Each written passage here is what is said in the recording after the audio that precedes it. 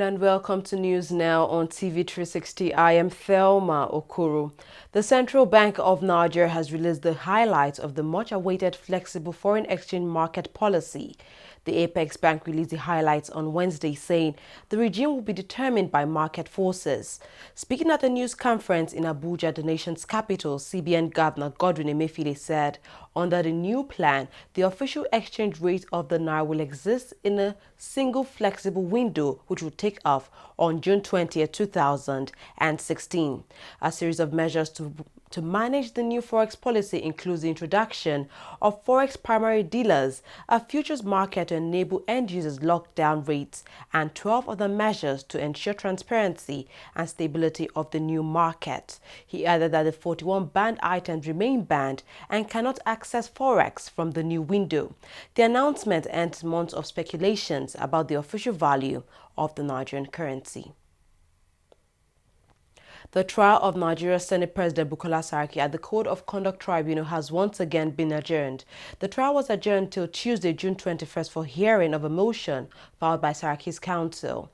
At the resumed hearing on Wednesday, Saraki's lead counsel, Kanu Agabi, urged Danladi Umar, who is the chairman of the tribunal, to disqualify himself from the case. Saraki has pleaded not guilty to the amended 16-count charges of alleged false declaration of assets while he was governor of Kwara State. He had lost his appeals to stop the trial at the Appeal Court, High Court, and Supreme Court. Suspected members of the Boko Haram sect have killed at least 4 villagers and kidnapped 4 women near the northeastern town of Chibok. The incident occurred on Tuesday morning at Kuftava village in northeast Nigeria. Chibok is a town where the terrorist group snatched more than 250 schoolgirls 2 years ago in April 2014. According to villagers, the fighters attacked at dawn, set houses ablaze and fired on residents. The Nigerian Army in a statement confirmed the incident. Its spokesperson, Colonel Sani Usman, said efforts are being made to trace and rescue the kidnapped women. Nigerian security expert Onna Ekomo has advised intelligence officials in the country to focus on providing reliable information of impending terrorist attacks. In a statement issued from his office, he said, by doing so, lives and properties of citizens would be saved. According to Ekomo, although intelligence gathering was extremely essential and important, robust intelligence analysis remained the cornerstone of good operational decision-making. He blamed terrorist activities carried out so far in Nigeria to poor intelligence network, hence the need for training of the military to counter terrorist attacks in the country. The Nigerian government has denied it plans to grant bailout funds to states mostly affected by the country's economic crisis. Minister of Finance Kemi Adeosun, however, confirmed a loan of 90 billion naira for the implementation of the Fiscal Sustainability Plan (FSP). The minister was speaking at the stakeholders meeting held with states commissioners of finance on Fiscal Sustainability Plan. This is a loan that we have secured from private sector, and it has conditions attached to it. So it's actually a loan that is going to be repaid. It's not a bailout. What I meant by paying the price is obviously when you want to borrow money, the lender sets some conditions. And these conditions are very stringent conditions. There are 22 of them. I think all of you have the Fiscal Sustainability Plan. And you've seen what states have signed up to. These governors unanimously approved the plan. The commissioners endorsed the plan. They know it's going to involve a lot of work in some cases. They have to clean out their ghost workers, they have to set up efficiency units, they have to reduce their recurrent expenditure, but they have to publish accounts, they have to publish their budgets. There are a lot of very tough conditions. But what I mean by paying the price is the governors and the commissioners recognize that these reforms are necessary if they want states to be fiscally sustainable. The question about fiscal federalism, of course, we are just committed, whether you call it fiscal federalism or fiscal responsibility, every state must be viable. We cannot have a situation where states are so dependent on the federation account for their revenue that once federation account is down, they cannot survive. We have to make sure that within each state, whatever local advantage they have, they're exploiting it. So if there's no private sector, for example, to collect taxes from, Maybe there's agricultural produce which can be developed and the state can use that to generate revenue. Maybe there's natural resources which can be exploited and the state can use that to generate revenue. In short, what we're saying is every single state is a center of prosperity. Every state should go and look inwards and work to improve its own internally generated revenue, have the discipline to make sure that it can pay its own salaries, clear out ghost workers, remove wasteful spending, so that as the economy improves, state governments will actually improve as well and grow towards the future, because Nigeria's economy is actually 36 state economies plus the FCT. There are no federal people. Everybody lives in a state, so every state has to be viable, and that's what this fiscal sustainability plan will do. The objectives are being achieved over up to an 18-month period, and that's the condition for the loan. It's not a bailout, it's actually a loan. The amount of the loan is 50 billion for 3 months to be shared across all the participating states, which are all 36 so far, and then 40 billion for 9 months. The idea is to tide states over for a year so that they can rebalance their portfolio. Naira, which is on average about 1.3 billion per state, I believe, for the first 3 months, and 1.1 for the next 9 months. It's a loan and it's fully repayable, although it has been securitized against future dividends, revenues, and any amounts that federal government may owe the states. Of course, we're not suspending the federation account. Federation account will still be there, but if we expect the federation account to recover, and then as it recovers, we will withdraw the need for this support. But for now, we need to support the states. They've agreed to these conditions, and the lenders have therefore agreed to make an advance to them to help them through this period. These reforms that are put in place and which are part of the conditions for this loan, I think these are something that are necessary for all the states, whether or not there is this loan. These are issues that we need to do. Federal clean-up is there, efficiency to reduce cost of governance is there, because these are very, very important. Because there is no way you have either, in a situation, in a period of recession, you have only two options. You either increase your revenue or reduce your cost. The question is, at the point it is today, it will be difficult unless we are ready to increase our internally generated revenue. So the most important issue in some of the states, you can hardly increase the revenue to such a level. But the most important thing you can do is to reduce your cost. And these are very, very important. So, Honorable Minister, on behalf of my colleagues, I want to assure you that the state are ready to key into this project, and we are ready to do it as is being done. The leadership crisis rocking Nigeria's main opposition party continues to worsen. Some youths of the People's Democratic Party (PDP) against the leadership of Ali Modu Sheriff shut down the national headquarters of the PDP. Sheriff is the factional chairman of the party who took over its affairs earlier this week. The youths, who are supporters of Ahmed McCarthy, locked all the officers in the PDP secretariat and handed over the keys to the chairman of the Board of Trustees, Walid Jibrin. PDP's largest, biggest opposition party, and was defeated only in May 2015 after holding power for 16 years. We have now conquered our party, we have taken over our party, we have locked up our party, we have closed it down, and we are handing over. If Ali Modu Sheriff tries to come here again, what he will see from the youth of this country, he will go home to tell the story. He cannot come back here again. What we are asking as the youth of this party is that now we have the keys. We are handing our key over to the conscience of our party, the leader of the People's Democratic Party Board of Trustees, Senator Walid Jibrin Aminu. Now we are going to do this on behalf of youth leaders here, on behalf of other youth leaders here. We are handing him over, and we are saying that if anything happens to our party, we are going to hold Nigerian police responsible. We do that this is the key of our great party, sir. So we have blocked everywhere. We handed it over. We have chased them away. They were on their knees, and they were begging us. We allowed them to go. This is part of the key. Okay. This is part of the key. By the glory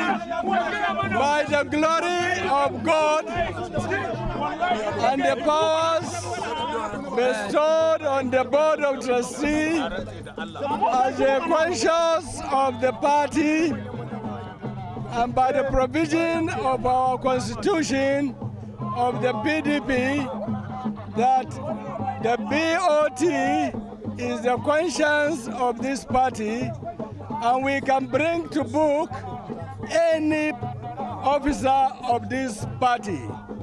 It is with this respect that I have decided on behalf of the Board of Trustees of BOT that we have come here to congratulate you, congratulate all of you for what we have done, and to assure you that there is no faction in this party at all. And I have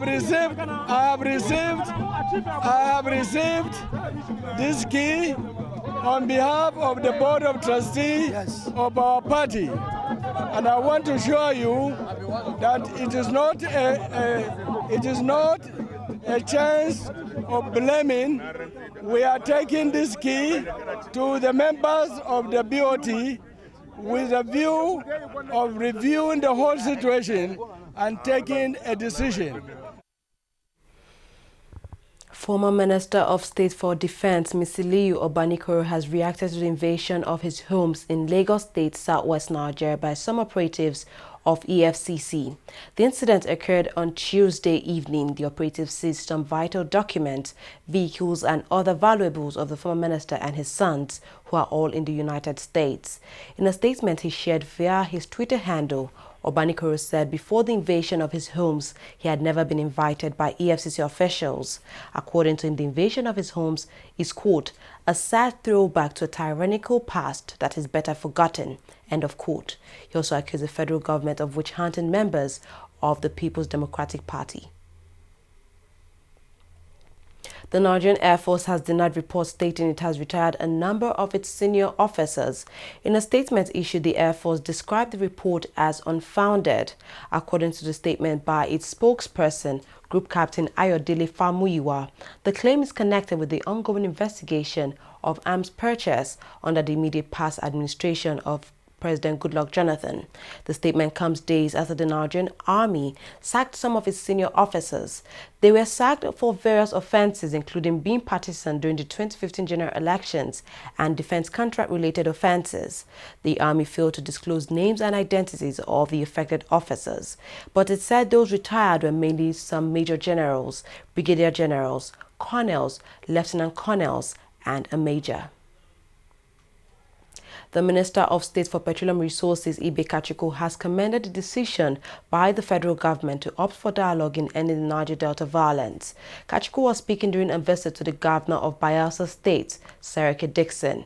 Governor Dixon, while commending the president on his stance for dialogue, advised that the process of peace building and conflict resolution should not be politicized. After weeks of uncertainty, the Niger Delta Avengers say it would only negotiate with the Nigerian government if independent mediators assisted in the process. The Niger Delta Avengers is the latest militant group to emerge from the oil-rich Niger Delta region of Nigeria. We'll take a short break now. We'll come back, we'll look at business and international stories. Don't go away.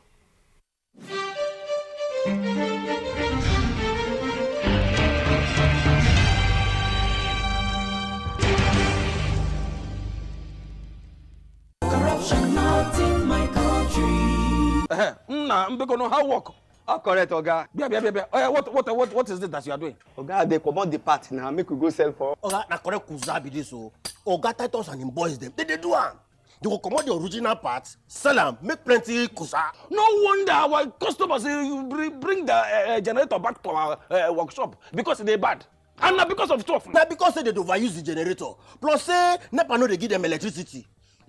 Before I open my eye, Makachuku look at my talk in the heaven. Replace this original generator parts back inside this generator of my customer. In short, before we do am, frog jump. One, frog jump. 1, 2, 1. Stealing of generator parts or changing of original parts to a fake one. That is the corruption. Not in my country. Corruption not in my country.